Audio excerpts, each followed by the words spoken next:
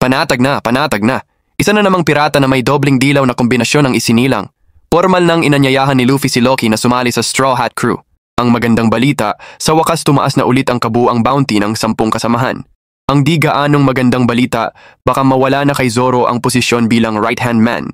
Sa pinakabagong kabanata ng manga, napagdesisyonan na ng ating kapitan na isama si Loki sa grupo.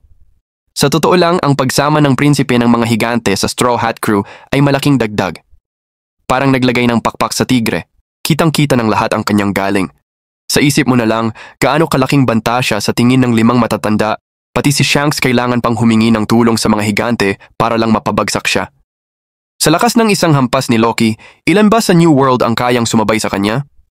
At ito, sa mahinang estado pa lang niya, yan. Marahil, nakita ni Luffy ang potensyal ni Loki at ang personalidad niyang swak sa crew, kaya't inimbitahan na siya sa barko.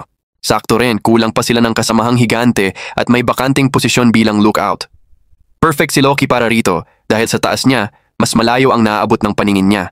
Mas maaga niyang mamamataan ng mga paparating na kalaban. Pero dahil na rin sa lakas ni Loki na halos kapantay ni Luffy, pag-akyat niya sa barko, parang naagaw agad ang posisyon ni Zoro bilang right-hand man.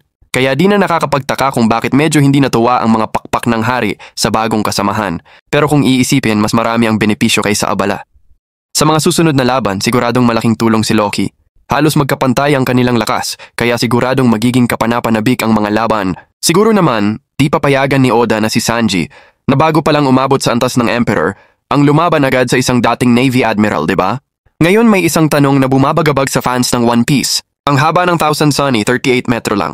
Si Loki? Hindi bababa sa 60 metro. Paano siya sasakay? At saan siya matutulog sa barko?